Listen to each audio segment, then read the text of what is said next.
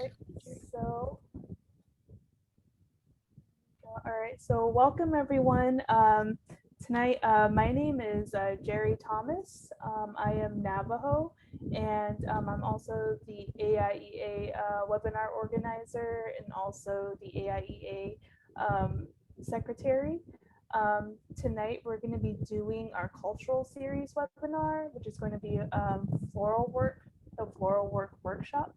And we are recording this webinar so we can put it up online tomorrow and on our YouTube channel. You can search that through the Arizona Indian Education Association YouTube channel. And there you will find our cultural series and our educational series and our college series webinars tonight. So before we get started, the purpose, I want to give a brief explanation for the cultural series. So AIEA started their webinars last year around April.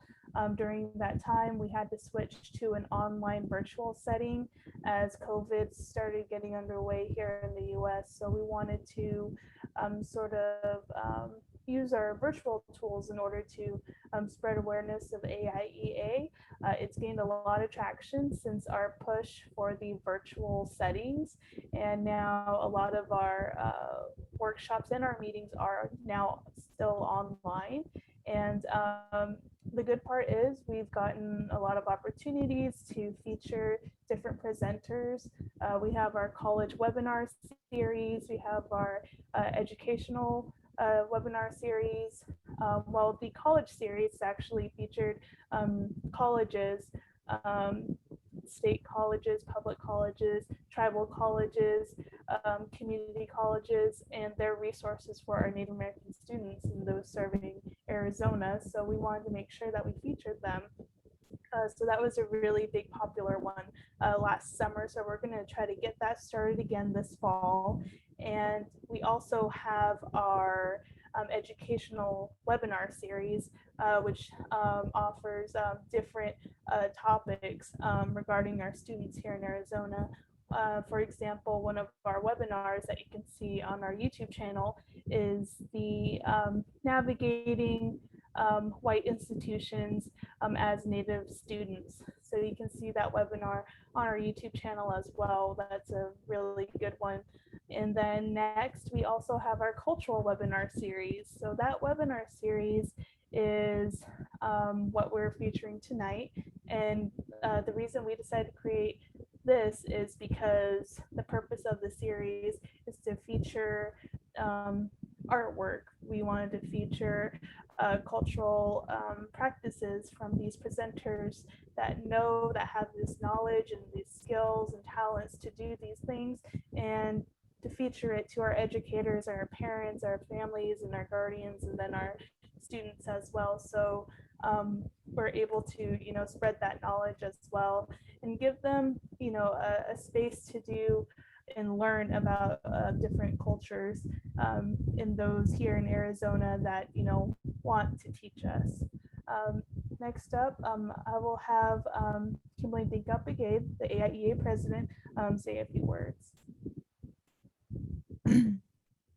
All right, thank you, Jerry, for that quick introduction. Again, just welcome everybody to this evening's webinar session. Thank you for joining us. We are very thankful that you took time to be with us this evening. We have a really great webinar coming up, as Jerry mentioned, so we're really looking forward to that and don't want to take up too much of your time. But as is custom for my people, I just want to do a quick introduction of myself and my tribal language. Kwahat Nawa Hatso Mtoya Goigu Masip Chawi Mda Kimberly Denkal Begay Akan.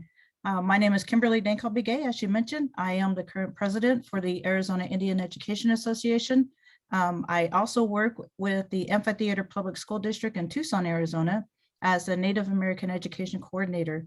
And I am of the Kiowa, Caddo, and Pawnee Nations, originally from Oklahoma. So thank you again for joining us. And as a quick introduction to introduce Marius tonight, he is going to provide this tutorial for everybody to show how to work with floral work.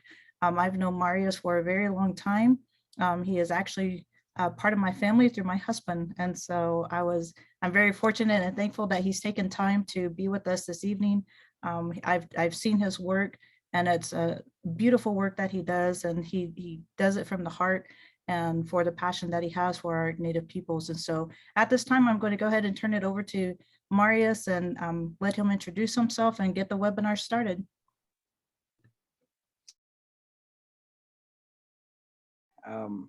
Henson, thank you. I appreciate the kind invitation and the great introductory. Like what was mentioned, my name is Marius Begay. My clans are Ashin Shlim, Maidish, Gijni, Nandanke, Himis Pebble, Date, Igi, Bashishin, Siskani, Dashache, Luke Adenen, Dashamelikut Adenen Shlim. I'm originally from a location called Tisto, Arizona.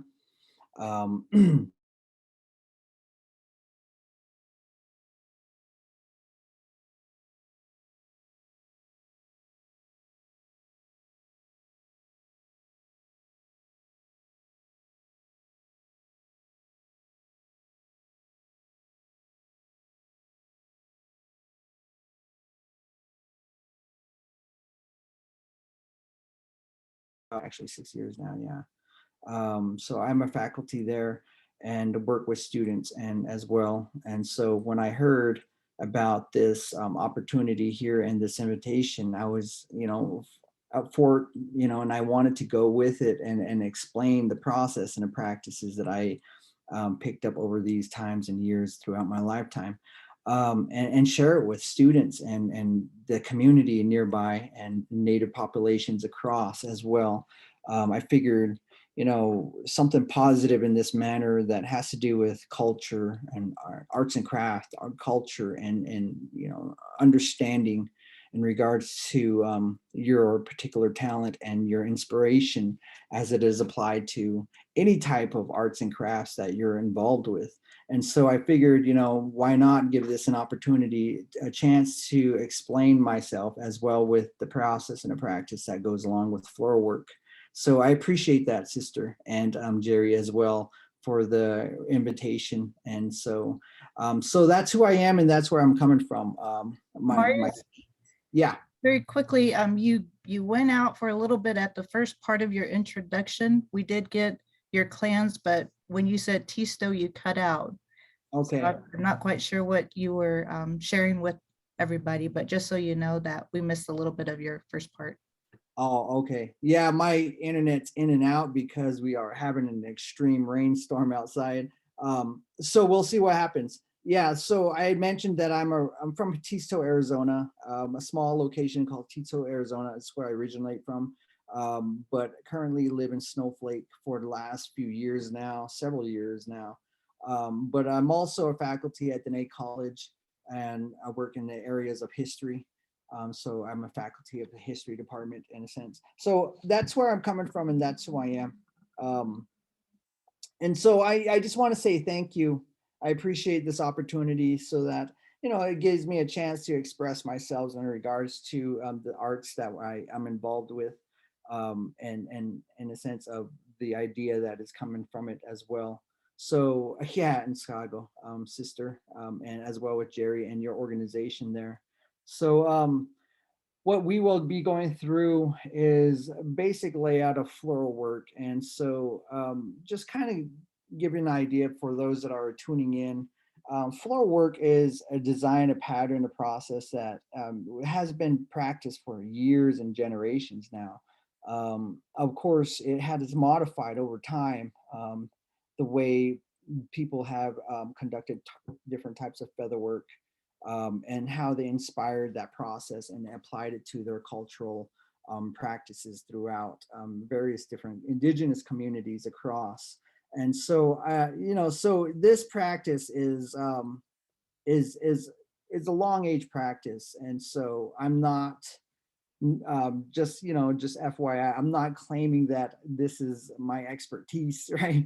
I'm sure there are feather makers out there, feather workers and floral workers out there that are extremely talented in this area. And so this is just a small I guess you might say, inspiration of what I've accumulated up to this point in my life, and that I would like to share with the community as well. So, and just kind of give you an idea as well. I started off with utilizing the colors of yellow, orange, red, and black.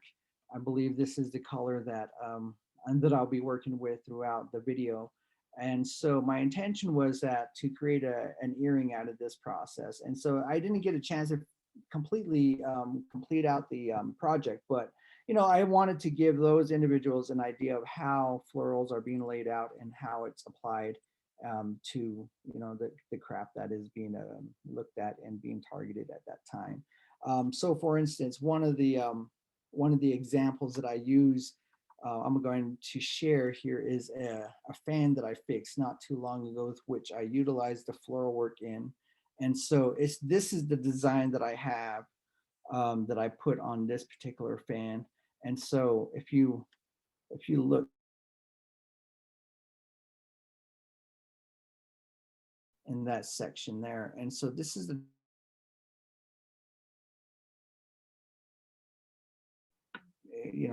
artists are utilizing and applying to their regalia and their instruments across, right? So I just wanted to share that with you. There are different types of patterns and rhythms in regards to applying the floral work to the overall stick that I'm using there. So any questions before I move on, before anything else?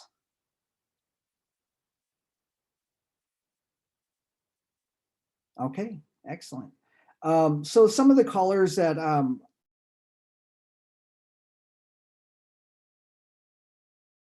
in my tutorial video, I did not explain the certain colors in regards to what they represent, because one, there are different indigenous communities out there that have particular patterns and colors that are significant to their groups and individuals. And so I did not go in detail in that, but I would like to go further into explaining that many of the colors that are presented there have some significant meaning, especially if you're applying it to feather work and in various different traditional instruments that is utilized.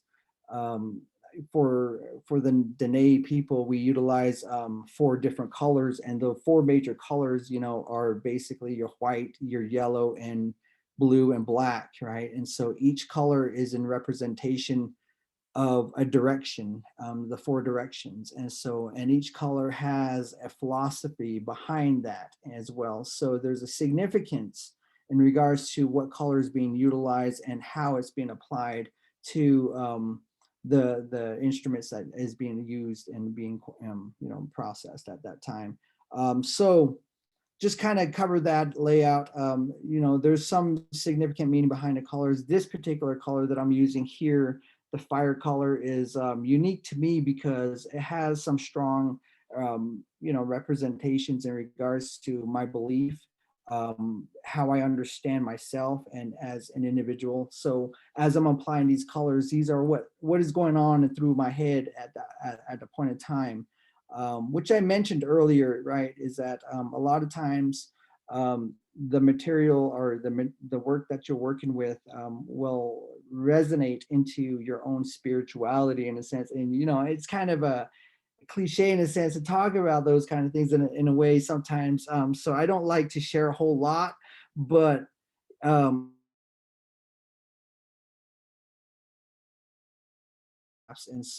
for those that are knowledgeable in this, have an understanding of what I'm talking about, right? So the colors and the inspiration that is within those colors, it does resonate from your own character, and you start to feel that as you start to move forward in these arts and these types of crafts throughout your time. And I come to find out there's also song that are involved in these colors. And so, which is significant, right? So, and a lot of times, when I'm working with these patterns, I, at times begin to hum along this old songs that my grandparents used to sing, right, when they were around. So it's unique in that sense. And so it's significant to me that way. So just like to share that with you all before we get this video started. You know, and just FYI as well, excuse my video here. It's not the greatest video. I'm not used to having going on while I'm working. Usually I'm just in there, just, you know, digging my head into the material and getting, you know, myself and tuned into the system, right? So the video, in a sense, was just kind of an add-on in a sense. So it was interesting how it worked out. But I hope you all enjoy it. So if you have any questions, please feel free to ask, and I can just stop and we can I can address any questions that you might have or concerns. All right, so I'm gonna go ahead and move forward with this, Kim, if that's okay. Yeah, that's fine. Also, if you have trouble unmuting and speaking out with any questions, feel free to drop it in the chat box. We'll make sure that Marius gets to it. Okay, I didn't get any of that. I was just letting the participants know that if they have any questions, that if they have problems unmuting and speaking out, that they can drop it in the chat box and we'll address it that way also. There you go. Right on. Excellent. All right. So here's the video and we can get going on this. Tutorial on how to lay down floral featherwork. So today we will go through the general basic tools. The tools that you'll need to complete out a project like this would be your basic glue, which is I'm going to use the traditional Gorilla wood glue, only because it solidifies better for me. There's also different methods in regards to laying out floral work, feather work. This is another method that other feather workers, I guess, use. They spray it on and lay their feather work on there. But again, this is the way I was taught. And so I like it this way. It's more, for me, it's just more relaxing in regards to sitting down and working with feathers, with florals and all that good stuff. You'll need a general basic masking tape. You can pick these up at your nearby hardware. Some skewers that you'll need as well, along with dyed feathers, florals, which you can pick up at any arts and crafts store. So what the colors I will be using for this demonstration are 4 different basic colors: your orange, red, black, and yellow. And again, these are fluorescent colors. And so I figured just using a general traditional fire color would be efficient for this particular video. So what you want to do first off is you want to get everything situated. Like for instance, cutting out each of your florals, getting your florals ready. I've selected this one because one, it's not too damaged, and you don't need to modify it intensely. So you cut out 2 for each color line. So I'll use 2 of the yellow for one line of color. So what I mean is, in order to get this line of color here, I will utilize 2 of those florals, right? So there's 2 in the red, 2 in the orange, and 2 in the black, laid on top of each other. So what I'll do next is I will get my scissors and cut out each floral, get them situated, and organize it in a manner where I can just work with it right where it's right near me. So I'll go ahead and put this off to the side and we'll get moving. So what I'll do is I'll cut out my masking tape at least 1.5 inches. Once you get your strip of masking tape down, what I'll do is I'll cut at an angle from one end to the other. And this is only so that I can organize my pattern as I lay down my feathers. So once I get my pattern, I'll cut 2 of these. For instance, I'll make 2 strips, and the second strip I'll lay right on top of this one once I put this down. So you get your skewer, get your masking tape, and you put it about, I would say about, for this particular project, let's go about right here. And it's really your preference on how far down you want it in regards to where your skewer is at here and your top of your masking tape. And then once you get that aligned, you just kind of get it patternized, laid over each other.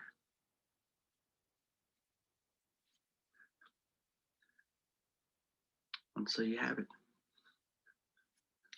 You can touch it up a little.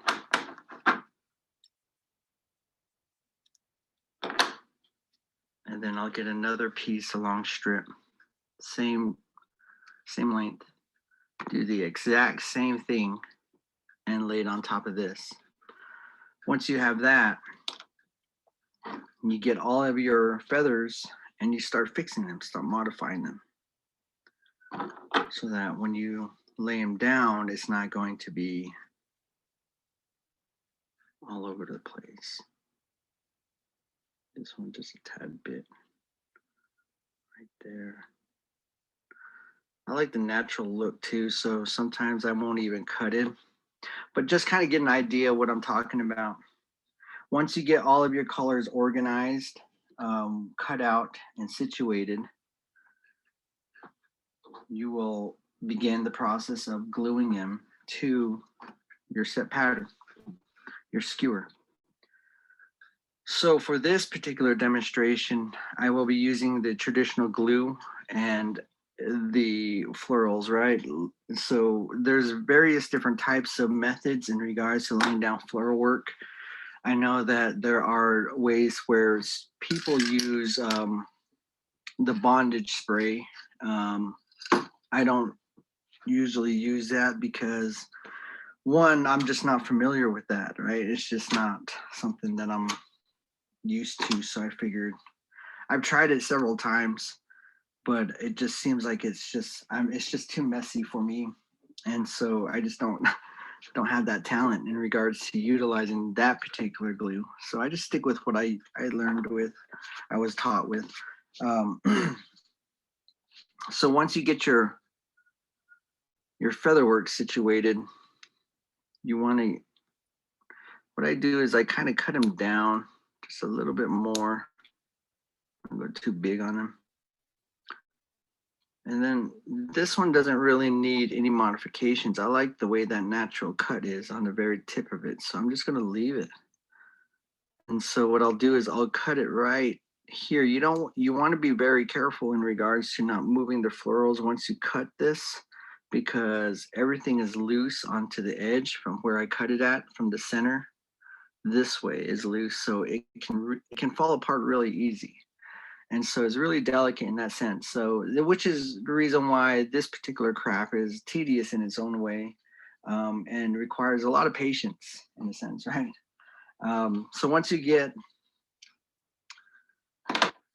your feather cut out, you go ahead and get your skewers, the skewer that you had set your pattern on. So here we are. And what I'm going to do is I'm going to utilize another skewer as a way to apply the glue onto my project here. So I don't want to go too much, right? Don't put too much on there, but just enough where the florals will stick. So what I do is I kind of lay it out and thin it out in a sense, kind of like paint.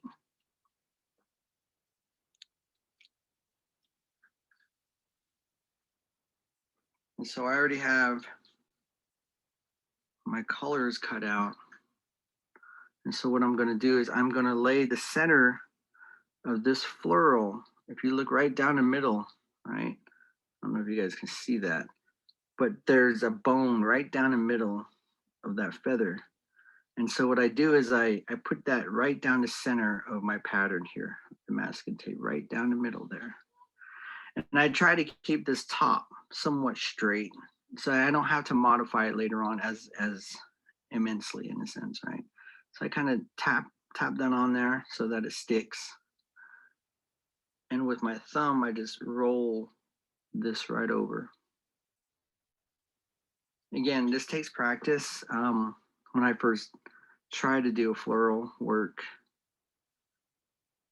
it was a sad scene. I was just all over the place. And so here we do this, kind of pull that off, the extra. So this is going to be my front end right here.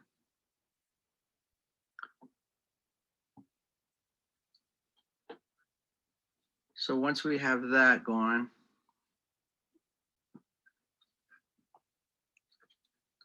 you get your second color. And again, with the adhesive spray, you spray these florals already. Like for instance, you spray them on, like I did adhesive. I used the adhesive for this here. And so this one, you spray them right on top of one another before you actually apply them, and then you modify it to where you want it at. And then once you get ready to apply it, you spray adhesive onto your feather here, and then you just roll it right on. It's quicker, extremely quicker, especially if you really master the process. This is, like I said, this is just the old, I guess you might say the old style of working with florals in a sense. I don't know. I've heard various different individuals talk about better styles, but I figured it, whatever suits you.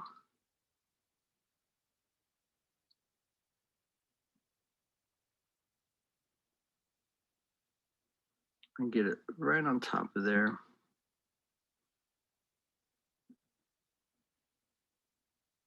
Try to line it as much as I can and just apply it right over.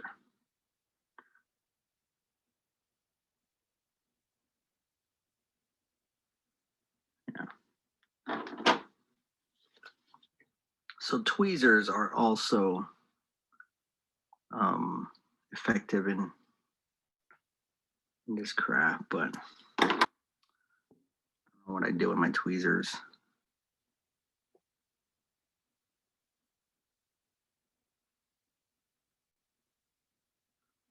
So it's somewhat on there.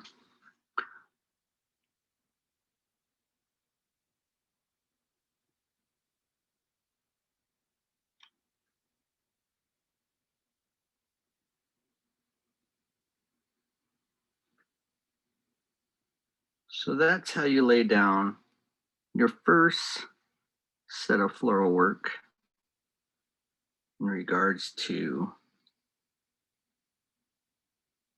using the glue method, right? Instead of the spray bond adhesive. It's a little bit longer. It takes a little bit longer to do, but personally, I'm not in no rush to do anything really in regards to working with crafts. I like to take my time. Okay, so we'll go to the next color, and what I'll do is, and it's important to understand that here when you lay down your next color, you want to lay it down at least right here, beginning right here at least. So your glue is going to be applied down here more. So each color will cover where you've applied the glue prior.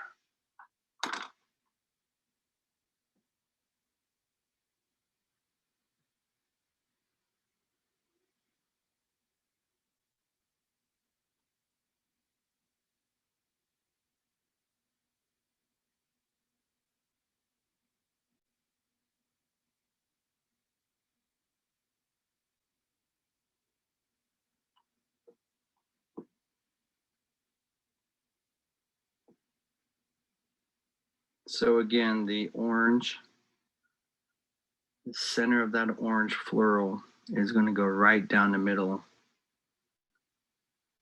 So I'll go about here. And so my glue is about right there. You don't want to go all the way up with your glue because you'll see and it'll bleed right through where that glue was applied. And I know that knowing and understanding how much glue to apply is critical in regards to not allowing the preventing the glue to bleed through. So you want to kind of layer it out and thin it out as you apply it.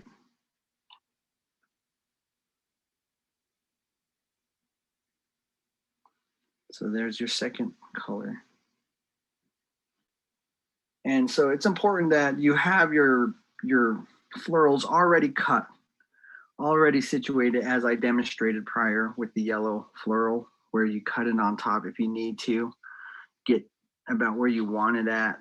Like for instance, this particular one, I would probably cut about right here because I've only need this part up here.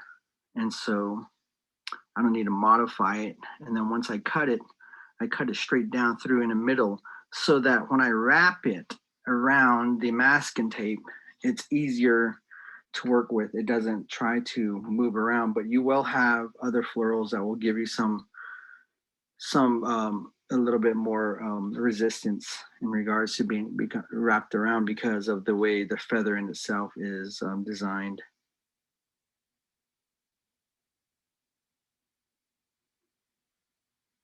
So again, I don't want to go all the way up with my glue. Just enough.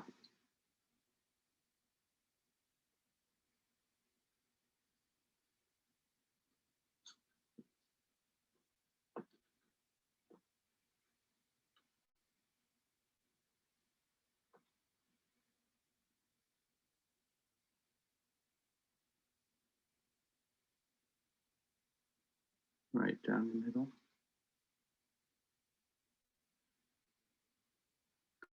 Get it to where it needs to be at.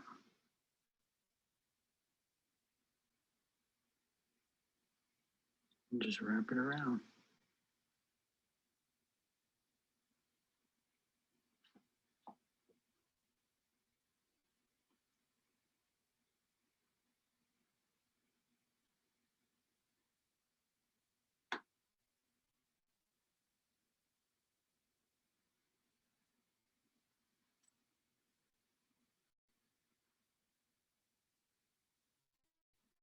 So bad.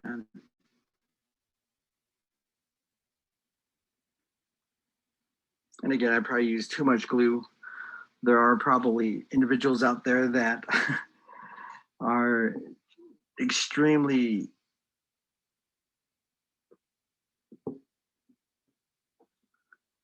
critical in regards to how to lay floor work, but this is this is my style of doing it, I guess you might say, which is a start, right? For many that are trying to learn how to do feather work, kind of get an idea. Okay, so this is how you lay down florals.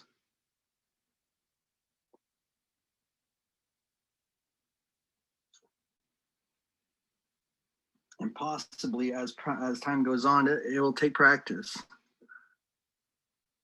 You can create your own design, your own preferences, right? Your own philosophy, your own ideas. Really is coming out of your own creativity. I mean, I don't own any ownership to any of this. Bless you.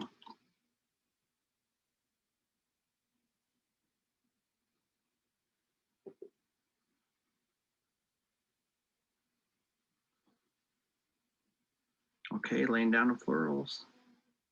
You got your 3 colors there. Again, my florals have already been cut out.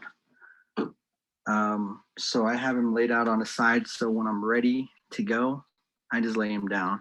And again, this takes a little bit longer in regards to getting the job done. But you know, as time goes on, you'll find methods to make it quicker, and utilizing different ways, like for instance, the bondage spray is a method that I'm not familiar with, but I've seen people do some and demonstrate some really interesting designs. And the creativity that is coming from that, I think, is so important in regards to their ideals and their perspectives and their overall identity, in a sense, right?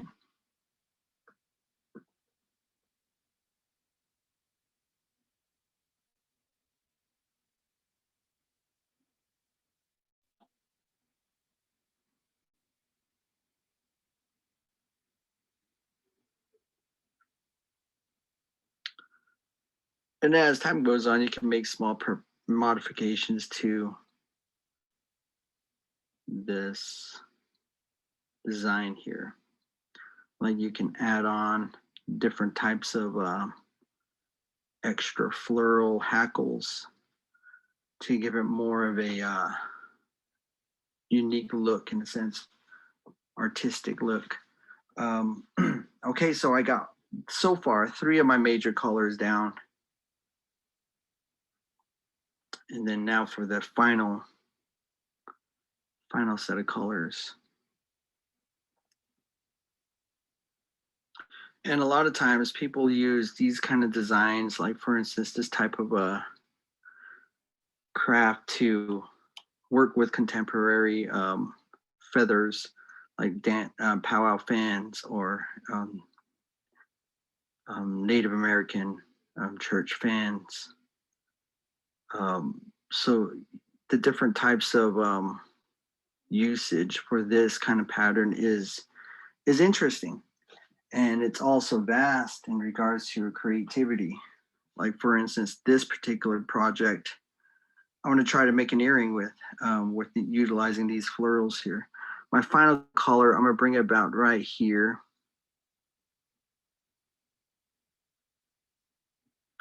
And this last section of your floral work here is a bit tedious because you don't want your glue to entirely bleed through that,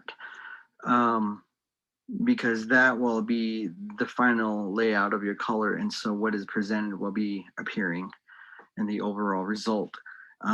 Depending on where you put your leather piece as well. So just keep that in mind. You want your glue to be underneath your leather once you lay that down, so that a lot of your glue, if it does bleed through, does not appear in your final appearance there. Your final finale, in a sense, right? Your final look of the project. So here we go, right on. There it is.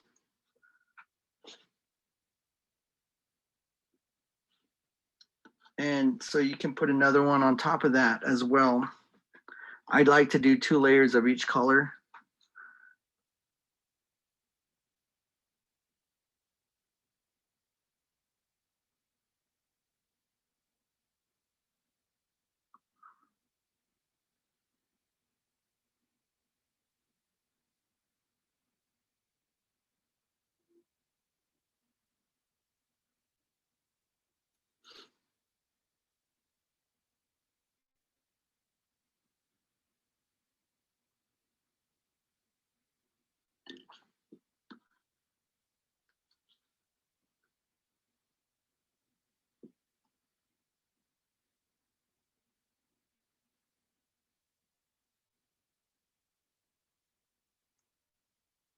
So I like I like to at times have my florals to have that kind of that rugged look at the tip right there.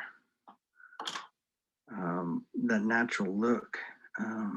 Sometimes I tend not to cut them too straight because it just seems like it has that naturalness to it. What I dig that color and that style, that natural look to it.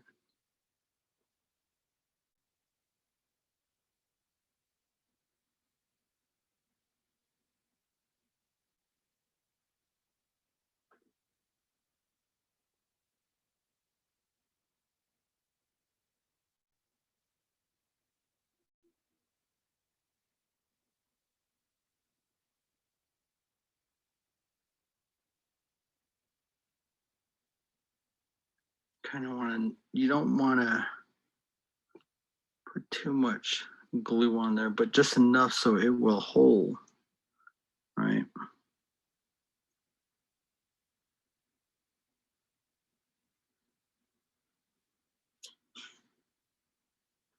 Take out the excess. And so we are completed with the Floral project. The Floral side of this project, again, so you want to make sure that everything solidifies on there.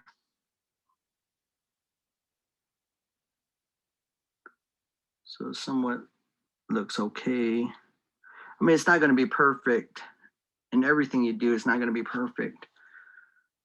There's going to be mistakes, there's going to be areas, and you always want to leave some kind of leadway out of your project, because that's just one of those philosophies that a lot of the artists have, is that you want to leave somewhere a flaw, so that you have an opening for yourself.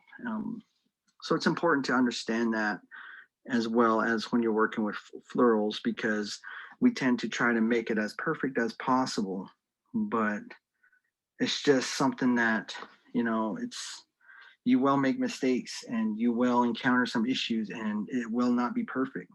But it's the idea of, the principle behind it, the motive behind it as well, the intentions. The creativity is what it's all about, and being humble with your own sense of, creativity and yourself as well. And so all of this applies as you're laying out these florals and these colors in different areas, right? So some colors have significant meanings for different groups of people. I know for my people, the Dene, it's the 4 sacred colors are significant. So you have your white and your blue turquoise color, and alongside with your the yellow and black. So those colors are significant in regards to the meaning behind it and the principle and philosophy. And so a lot of the crafts, floral workers out there have certain patterns that they created, and established for themselves. And so a lot of times, it's unique in that sense. Once you start working with floral work, you start to have a sense of understanding in regards to these types of colors and patterns and ideas, different methods of completing these kind of projects out. And some of the areas in which this kind of a project can be utilized, as I mentioned, is through working with feathers. I know there are powwow dancers out there and people who attend the Azib and Aga or Native American church, that apply these types of crafts onto their prayer feathers, so that it gives it more significance and more meaning for them. And so it's interesting. But for this particular project, my next approach here is to cut the piece off to some extent, right? I would like to just use about that much of it, and then apply the rest with buckskin. So what I did is I've already cut out my buckskin, the leather that I plan on using here. And so once I get that cut out, I measure the amount I'm going to use. And generally what people do as well to clean their work up a little bit more, make it more, I guess, aligned in a sense, is they cut a piece out right here once they apply, like for instance, they apply some clear fingernail polish, or you can use glue as well on the bottom part, and then you cut it off, and so you make it more thinner. Like I said, I like my floral work to have the more natural look and, the rugged look in a sense, right? So I don't really do that much. I just align it with my buckskin here, get where I want it at, and then I apply it here, right? I measure it out, kind of get an idea of where you need to cut at. Once you find your area, the area where you're going to use, you want to mark it. All right, same thing here, mark it. So that is where I will be cutting, right from here to here. And I'm only going to use just a small portion of this, so most likely up to about right here.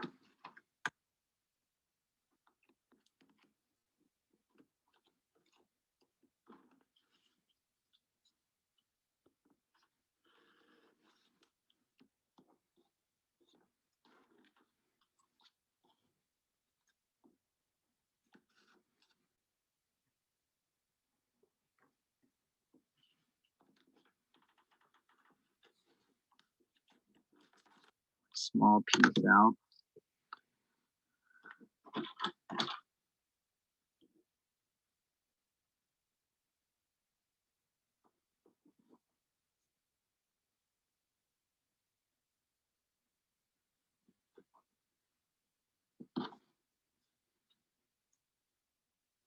And a lot of times working with the leather piece can be a bit challenging, but I find it interesting working with leather because one, it gives you a sense of understanding in regards to what can be used. So I'm going to cut down here straight from here to here.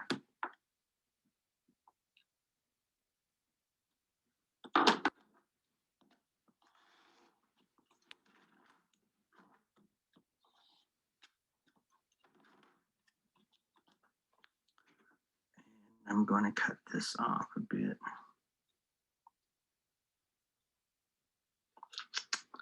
Let's say about right here. Just a little.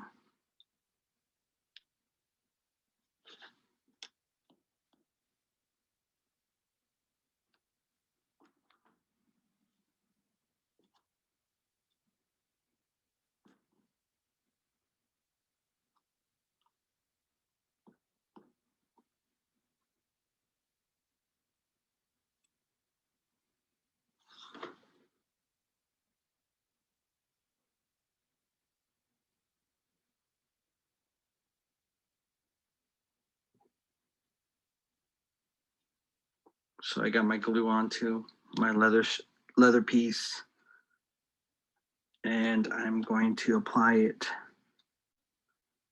right about here. That's where I measured it out at. You want to try to get as straight as possible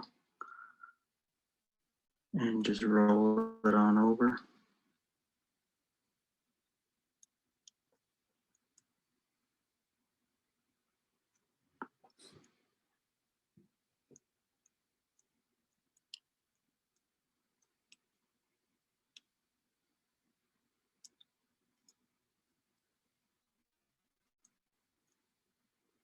I'm not used to working with the camera in front of me, so I'm really off on how my alignment is here.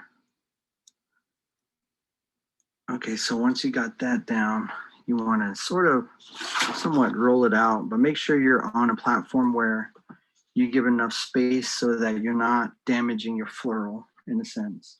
So what I'm going to do is I have this one sitting on top up here, so I can just roll it without my floral actually touching. You want to just kind of make it as round as possible in the back end. Sometimes you can use blocks. All depends on what your preference are. A hard surface, round flat surface to roll it over is also a method that you can utilize as well. And so once I get my spot here, I want to make sure that I pinch it right there so that it's flat alongside straight up with your florals in a sense. So when you do apply it, it's sticking straight down like that, right? It's not turned anyway. So it's just right, sitting right there. You can see that.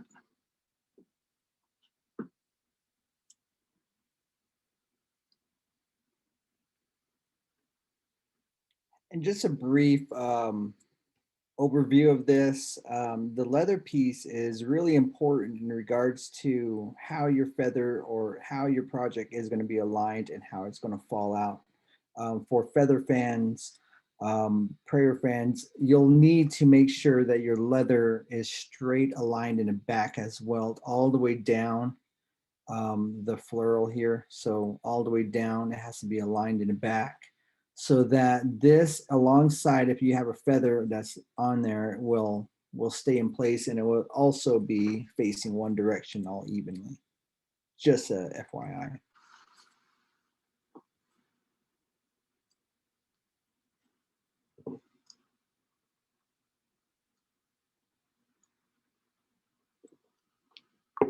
So that's how you work with florals in a sense, right? Creating some form of pattern using 4 colors: yellow, orange, red, and black, which is your fire color. Once you do this, now for the project that I'm working with, I want to get a piece of, what I have is some earring pieces here. And what I'm going to do is I'm going to open this section up here, and I'm going to incorporate this thing, right, this earring piece, into my floral, my bottom piece of my leather strip on my floral work here. And so what it's going to look like is like that in a sense, right? So, but I want to actually add some kind of a material here, like for instance, some wire, some beading wire to this so that it dangles, right? So what I'm going to do is I'm going to make a hole through here and attach a piece of string on there so that it dangles when you wear it. So this is an earring piece that I want to share in regards to creating florals, as well as a way to develop a design. Here's another piece here. Developing a design from this. So I wanted to share this with you all. This is a project that is in work right now. Again, I'm gonna try to do another design here as well, and apply this here so that you can see what I'm talking about in regards to applying this earring piece onto the bottom piece of that floral work that I was created here. All right, so I'm hoping that this helped out in understanding how to apply florals onto a project like this. Now this is all feather work.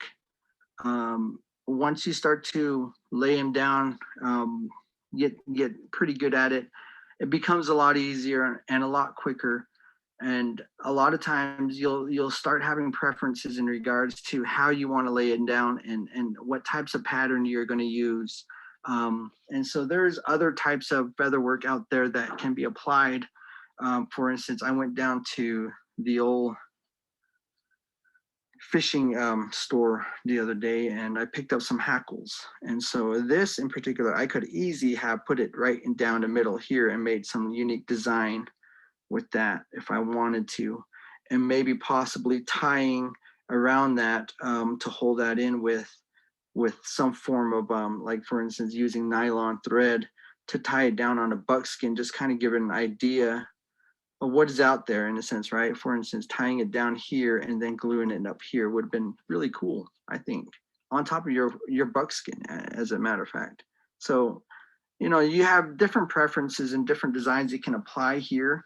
But this is a general way of how you lay down florals. Again, there's different methods. One of those methods is using the craft spray adhesive. Entirely up to you how you want to do it. I think this way is a little bit more messier for me, right? This is more easier. And vice versa for many, like for instance, some I've already talked to several floral feather workers out there, and they've already mentioned that, the glue system is hard for them, and they would rather prefer this. And it's a method where it's really based on your preference and your style. So once I establish this, what I'm going to do is I'm going to put a little thread through here and thread it through, and so that it can dangle a little bit longer and a little bit more in a sense, right? So I hope you enjoyed this video. Thank you. All right. How about that, huh? The video worked out. So, any questions?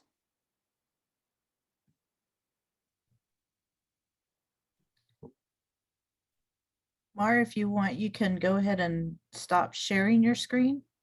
That way you'll be on, there you go. So people can see you.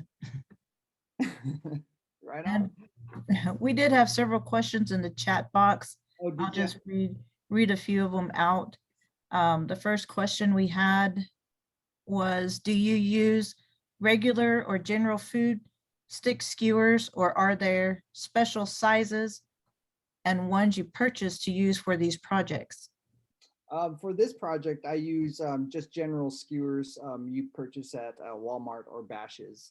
But there are some different types of skewers, and that's an excellent question. For this particular job that I used for this fan here, I used a skewer that is, I would say, about a half-inch in length. It's the diameter of the actual skewer is, it's about a 1/4 inch. So it's pretty thick in itself. And then there's other types as well. I went down to, I believe it's there's a what is it called? My mind just went blank. It's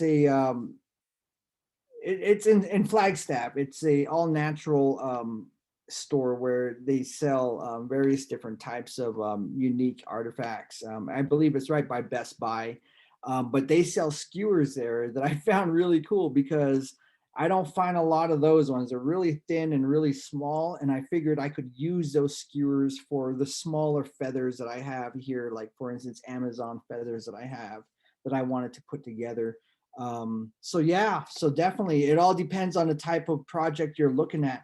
I know for one, I had a project some years back where an individual wanted an eagle feather fixed, and so I used the thicker skewers that I got purchased from Walmart there, and they're fatter and thicker. You would use for shish kebabs, and so that went right into the bone of the feather a lot easier, and it's more durable. So for the bigger stuff like that, I use the thicker skewers, and the smaller projects, the smaller ones.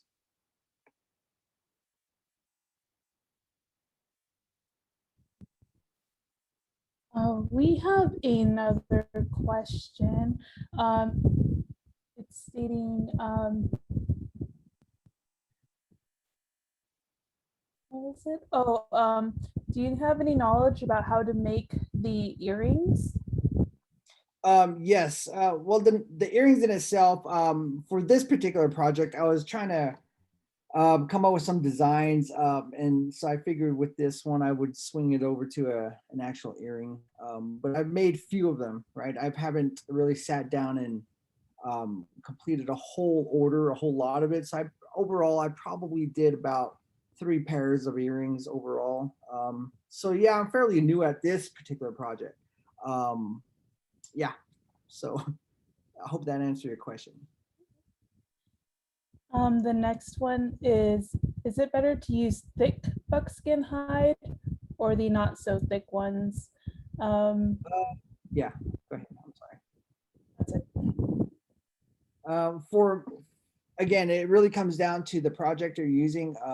For the earring project, I don't have the thinner buckskin, but I definitely would recommend using a thinner buckskin for the earrings, because I come to find out that the thicker one is a little bit more challenging in regards to having it dangle more. But for feather work, in regards to fan making, powwow fans and stuff like that, I use a little bit thicker type of buckskin to wrap around the base of it, as well with alongside the skewer as well. Only because at the very bottom of my fan work, I like to use, like for instance, I like to have my fan to be a little bit more loose, so it somewhat drops on the side like that. So, which is the reason why I like to use a thicker kind of leather, so that it's more durable over time, right?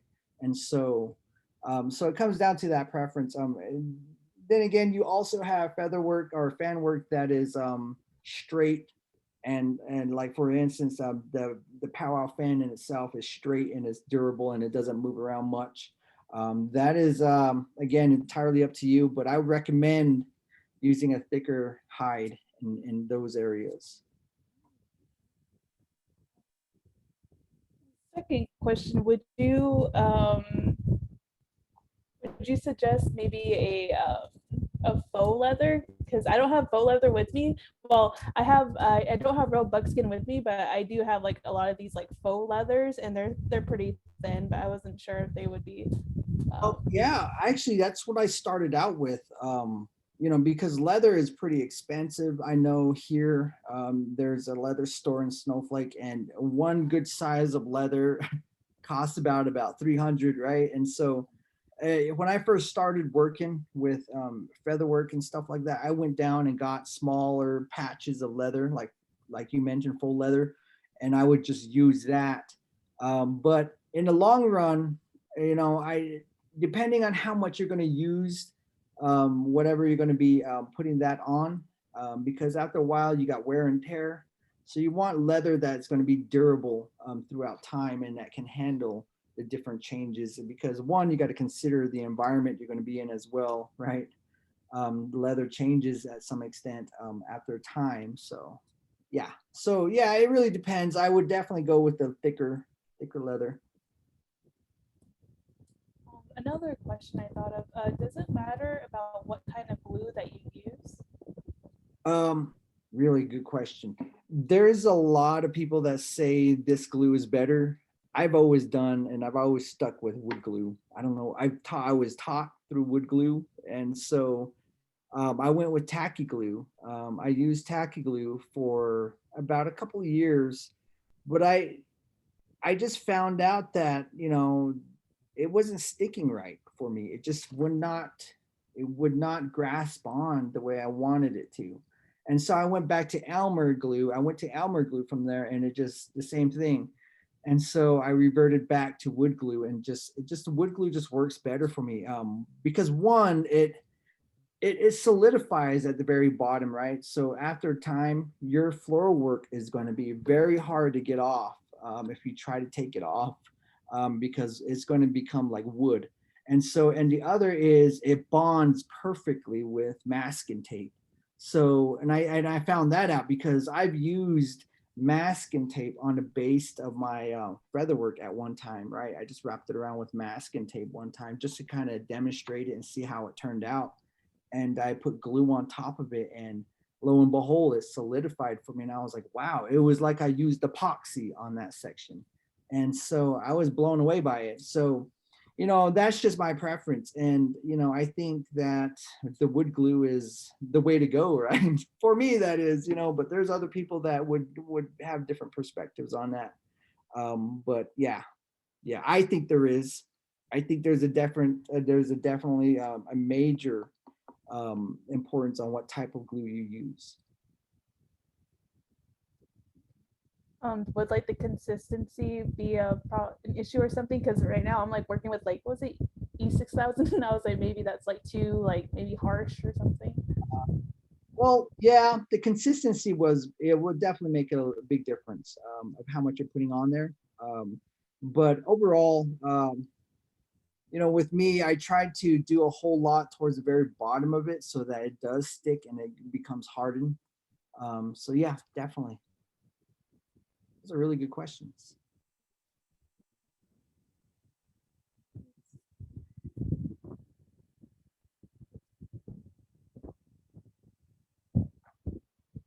I think those were the last of the questions. All right. Excellent. Jerry, I think there was a couple of more. One of the questions, if you tied down the floral work with the nylon string, I think as you were showing earlier, Marius, in your video, Yeah. Would you glue the nylon string to the leather part also? Well, there's some fan makers out there that would actually glue. They would do, if you can see here, they could do the. Let me see if I can. Can you see all? Can you all see that? They would get nylon and they would start on the floor work here, right? So when I was mentioning in my tutorial that this is where they cut it at towards the end, they would put like clear glue or clear fingernail polish there, and then cut the floor work down here so that their leather piece is not bulging here, right?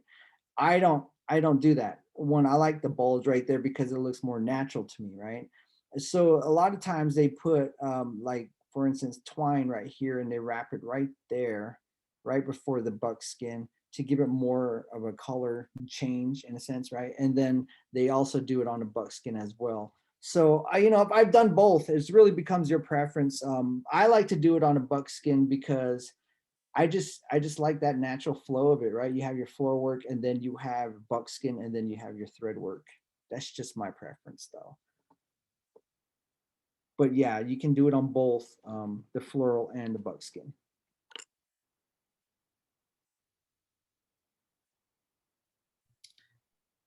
And then there's another one, Derwin, I'm not quite understanding your question. So do you want to unmute and ask, kind of clarify your last question about the glue? Yeah, so my question was on the leather portion that you just talked about, if you're going to use nylon string on the leather at the end and you wrap it around to hold that center floral that you said you could potentially put in the middle to make a design to Yeah. hold that in place, would you glue that nylon so it don't unravel on top of that, off that leather? Oh yeah, yeah, definitely. So what I would do is I would lay the nylon down, right? I would start with the first nylon and tap it with some super glue and then have it sit there. And then once it solidifies, then I would wrap my nylon around my leather piece. Now for the other, putting that hackle down that middle, that was just a suggestion. But if it was me and if I was in that situation, then I probably would definitely put the glue on that hackle, glue it onto the leather piece alongside with the floral, and then wrap it with the nylon, as well with gluing that nylon on there once I'm done wrapping. So when you do wrap your nylon, you always want to end at the very back of your leather piece so that it's not showing in front, right? So that's just one of the little notes on that nylon wrapping. And with my last question that I had on there, would you so you would rather stick with the wood glue that you're normally used to, right? To do that? Yeah, I would. I mean, I've seen people do like really interesting designs with the spray glue, but I just can't seem to get it. I don't know what it is. It's just it doesn't click with me with the spray glue. To me, it just feels like it comes off quicker for me. And then trying it back on again, laying it back on. I can see the glue once I spray it on there. And so as an artist, right, you see a lot of the pet peeves of the areas that is there that nobody sees, but you see it. I see it, and it drives me insane, right? So I just stay with my original my original wood glue, and and of course it takes longer. I've come across various different fan makers who told me that, oh yeah, that takes extremely a long time and I don't have the time for that, but me personally, it's whatever suits you and what makes you feel comfortable is how you would approach it. Stick with what you know, right? My last question, how do you prepare yourself for this? Like you mentioned earlier philosophy, right? That you try to leave a way out, so you want to leave a mistake through your artwork. Knowing that you're giving away these artworks that you produce, I know there's probably a lot of thought and connection to it. So is there a process you go through to prepare yourself for it, knowing that you're gonna put your thoughts and mind, like you mentioned throughout your presentation, into these works. Yeah. And then afterwards, you're gonna let go of it and give it to someone, or as a gift, or someone's gonna purchase it off you in good faith. But you don't know where your art's going or whose hands it's gonna fall into. And they say things like that you don't know what people are thinking or what they're doing or what they're going through. And you don't know, someone could take it apart or do something with it, that was not your intention. And so is there a preparation you do for yourself before you start these works, when you go Yeah, through that process? there is definitely a major preparation I go through, and on a personal level, it's I'm a religious guy in a sense. I'm a cultural guy. I have a lot of belief in my tradition, my culture, and have faith in all the practices as well. So before I initiate something like this, I do have a process, and so I go through that process and cleanse myself before taking this step forward.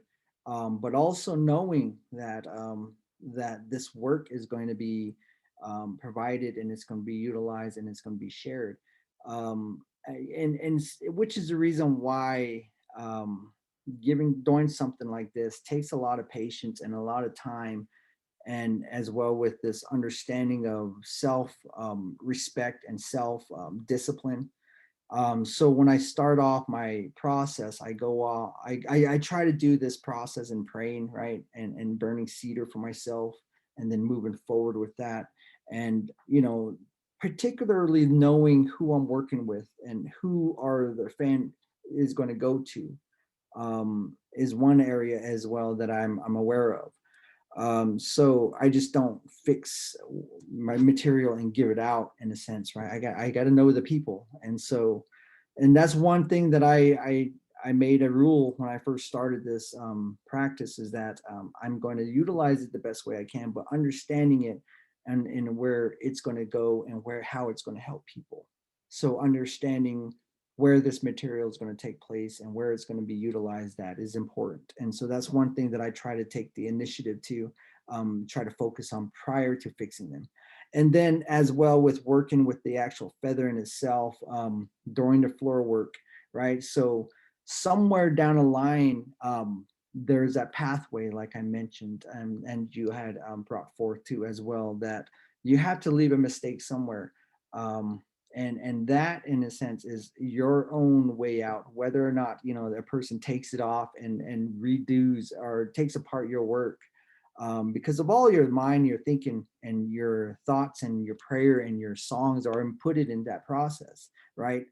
My practice is that before initiating that, I explain, right, to not only the spirituality around me, but to the craft itself, to the colors itself, that these are my areas, this is my guide, this is where my layout is going to be at, this is my way out in this sense. And so I have this protection process take place, so that if something does happen like that, I have an understanding that it was bound to happen somewhere down the line, right?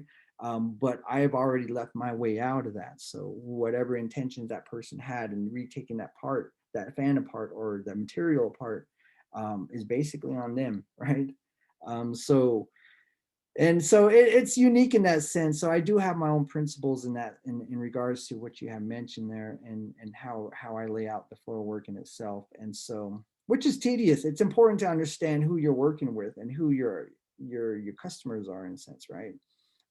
There are people out there that are just out to compete, and in a sense trying to outdo other people in this process. And I noticed that it is competitive.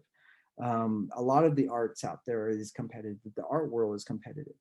But it's important not to lose yourself in all that competitiveness, in a sense, right? To understand that you're doing these kind of arts and crafts for a reason, and there's a purpose behind it. And understanding that your thought and your mind and your songs and your thinking, everything, right? Your spirituality is in placed in this process. So therefore, whoever you're giving it to, you should have an aware, right? And not an understanding of where they're coming from, and knowledge of where they're coming from. And so, which is important, which is another reason why I wanted to share this with people, is so that we're all familiar with the work that is put into these projects. And so that when you decide to ever have something like this done for, any kind of purpose, that the amount of work that is applied to it and the time and patience that is incorporated into it is considered. And so it's important. But overall, I hope I answered your question, Derwin. Yeah.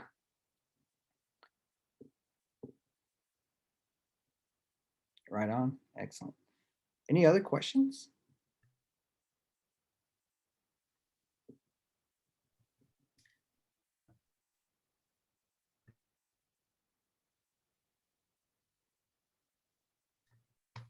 Well, Maura, at some point you do want to share, or would you share the supply list or materials list with us so that we can get it out to all the attendees and put it out there for those who would like to try their hand at it?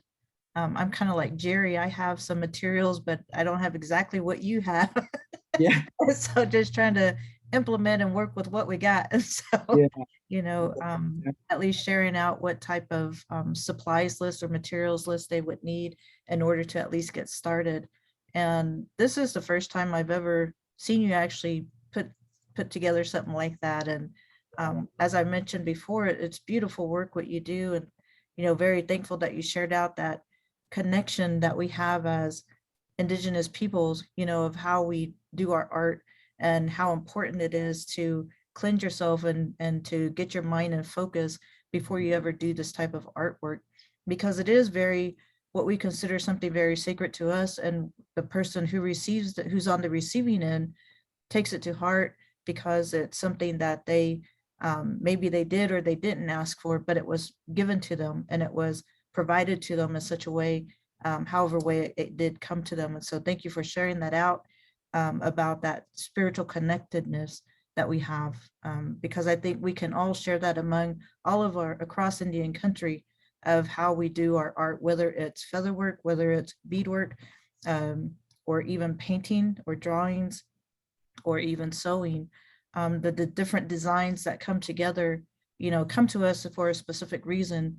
For my people, the Plains people, the colors that we have are very unique and specific for our people. So when we go out there and we see these different designs or these different colors, we can automatically say, oh, that came from my people, or this comes from so-and-so, or from this tribe or that tribe.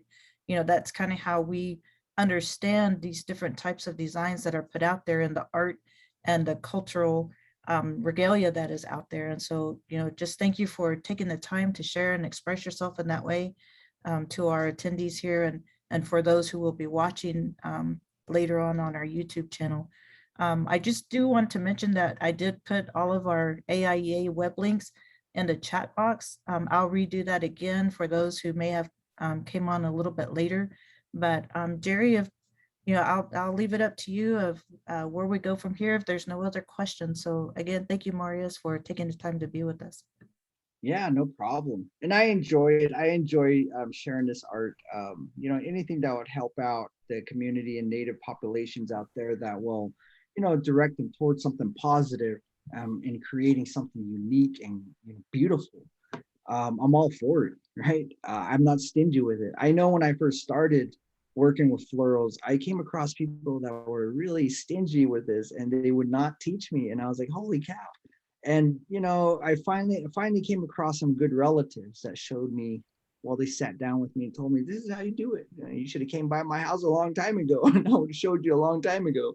But they told me at that time, don't be stingy with it, share it, let people know, if they want to fix it, they want to learn how to do it, then it's on them, is they want this, it's a long process. It takes time, it takes practice. And every day I try to sit down and lay a floral work down and try to create some kind of design, right?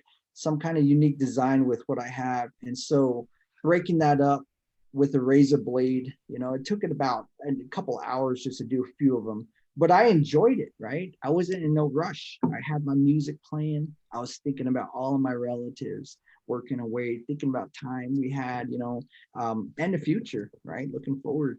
And so, I appreciate that. And I totally enjoy the time working along with this tutorial video and sharing my thoughts with you all. So yeah. And really quickly, Jerry, just one last thing before I actually turn it back over. I do want to say that these tutorials, as Jerry mentioned at the beginning of the session, are created because we want to be able to share these type of traditional arts and crafts with our students, with our community, with our parents, with our educators.